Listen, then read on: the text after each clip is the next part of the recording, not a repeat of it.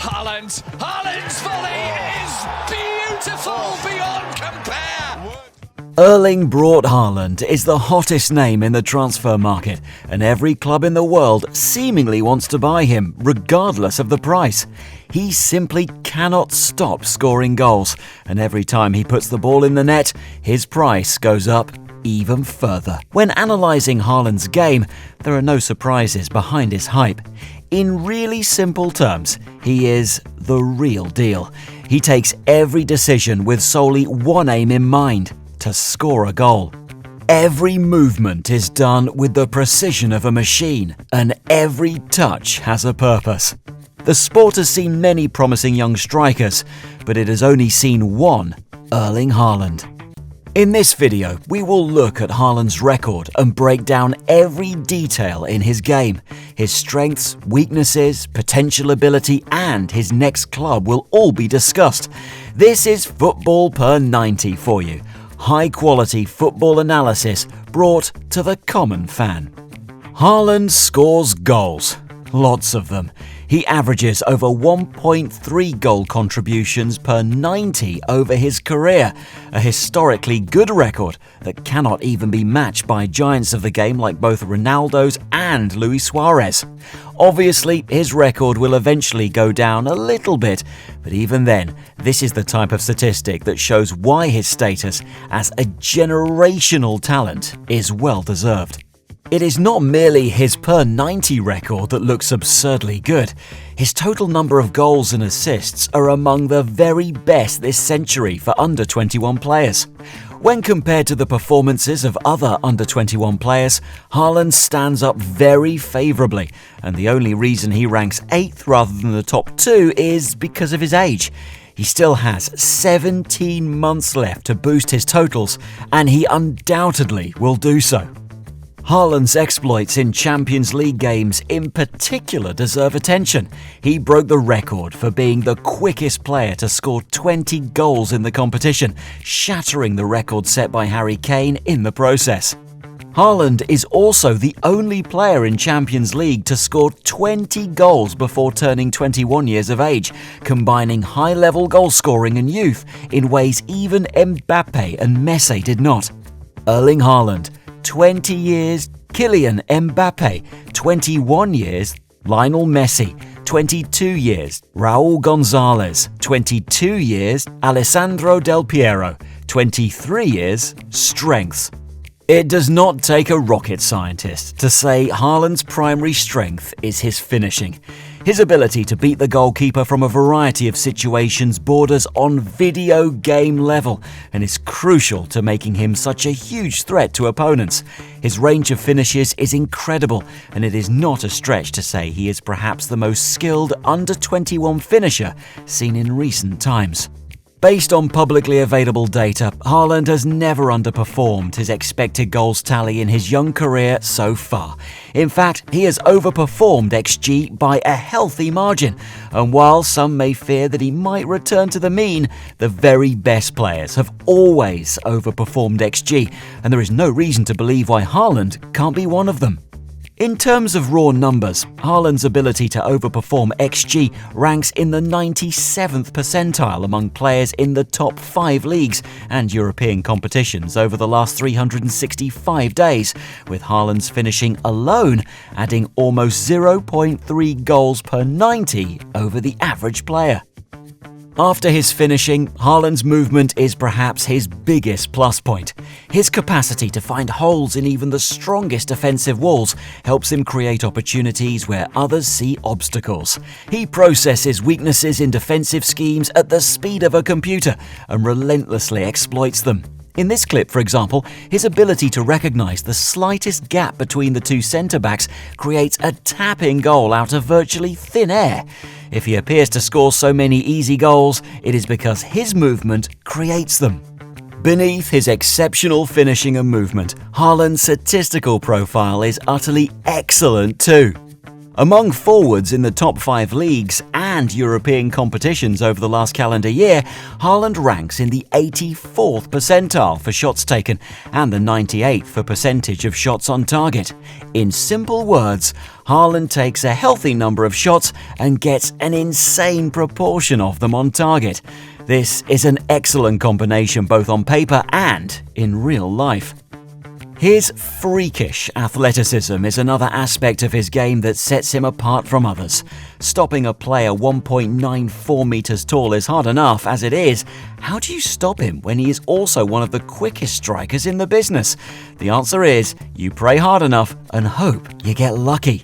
Besides possessing a great build, Haaland also has the sort of speed players dream about.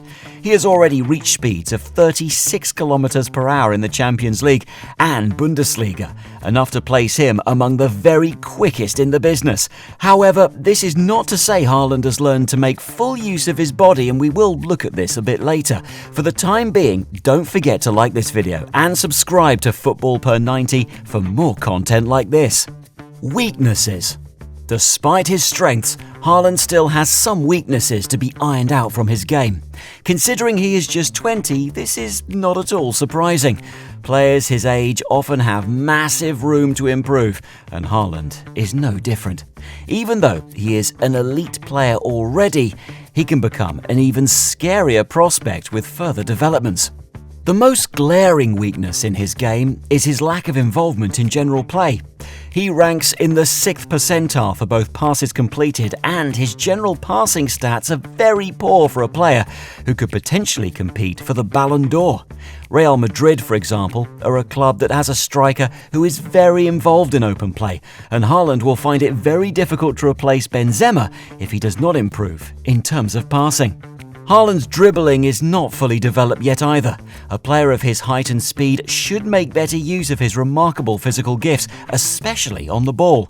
His physique resembles an android built to dominate football, and as such, there are very few defenders who can stop him if he puts his mind to improving himself in close spaces.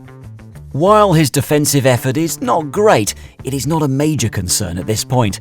Players of his goal-scoring ability are often asked by coaches not to exert too much energy defending, and Haaland is likely no different. Sure, he can do more defensively, but his sheer end product can make it worth the trouble.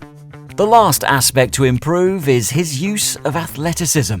Haaland is gifted with incredible height and physique, and yet does little in terms of winning duels against defenders. He is still growing into his body, a normal phenomenon for a 20-year-old, and will likely improve significantly in this regard over the next few years. His next club. This is perhaps the most subjective section of the video. If you disagree with this, be sure to get down in the comments section and let us know where you think Haaland should go. The Norwegian goal machine has the pick of Europe's finest clubs, with every big club in pursuit of his talents. The most commonly linked clubs are Real Madrid, Barcelona, Manchester United, Manchester City, and Chelsea. Real Madrid have offered Haaland the possibility of being Cristiano Ronaldo's real successor in Spain's capital, with Eden Hazard failing to fill the massive boots. They have also been reported by the media to be Haaland's dream club and are no doubt an attractive destination for every budding footballer. However, Haaland needs to look no further than Hazard, a childhood Real fan, to know how hard it is to succeed there.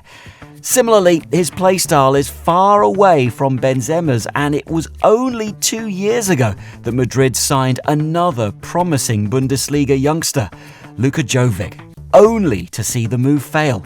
At this point, is this the wisest move for Haaland? Perhaps not. At Barcelona, Haaland will have the chance to play with the best footballer on the planet, and perhaps the best in history, in the form of Messi if he extends. The if is a big one, mind you, and there is a very real chance that the GOAT leaves Barca after all these years as a result of financial trouble. While the move sounds great on paper, it seems unlikely in real life if Barca cannot get themselves out of their mess. Man United offer a manager who has already worked with Haaland, one who the player has gone on record to state his admiration for. The Old Trafford club are one of the world's richest and can easily afford the Norwegian if all parties agree. The presence of players like Rashford and Bruno in particular is an attraction, and this move could be one to keep an eye on. However, United are some way from competing for big trophies due to the presence of unreliable players in defence and midfield. United's neighbours, Man City, are perhaps the most heavily linked to Haaland, and considering the fact Erling's father, Alfinga, played for the blue half of Manchester, it is no surprise. The money, the potential trophies, a strong squad, and virtually most other details line up. However, Guardiola requires his strikers to be involved in open play, and that is not one of Haaland's strong suits. More importantly, City have a tetchy relationship with Haaland's agent, Mino Raiola, and Haaland will no doubt be aware of the fact that both Ibrahimovic and Lewandowski suffered a downturn in morale and form under Guardiola's strict principles. Zlatan's experiences at Barca need no introduction, and Lewandowski's only season without 20 league goals since 2011 came under Pep. Does he back himself to be different, or will he take a safer option? Only time will tell. Chelsea are perhaps the most unique club on this list, and as such can be viewed as dark horses. They are perhaps the most financially capable club after City in these pandemic times, but the lack of stability around the club is likely to act as a warning sign for most players. On one hand, Haaland has the opportunity to be the face of a new era in London, along with other huge talents like Kai Havertz, Mason Mount and Christian Pulisic. However, is the team strong enough to compete with City in the short term? It's an interesting question. City are the safest option in the short term, but Guardiola has had indifferent experiences with strikers in the past, and the club do not have a great relationship with Haaland's agent. Chelsea are the biggest gamble but also have the highest reward due to their highly talented young core and the presence of another generational talent in Kai Havertz. Summary: positives. Generational goal-scoring talent. Incredible array of finishes. Unparalleled movement off the ball. Sustainable statistical profile. Remarkable physical gifts. Negatives: not involved in open play as much as some other top strikers. Not great in tight spaces and at dribbling. Cannot fully use his athleticism yet. That brings us to the end of this video. A thorough top to bottom look of Erling Haaland, one of Europe's best strikers. Don't forget to like this video, comment and subscribe to Football Per 90 for more in-depth analysis such as this. Until next time, goodbye.